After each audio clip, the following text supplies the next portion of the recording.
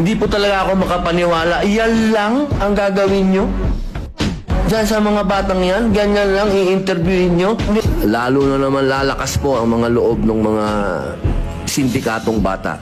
Bakit naman dumating tayo sa puntong ito na kapag ang nakagawa ng karumal-dumal na krimen, tatratuhin pa ba natin itong bata?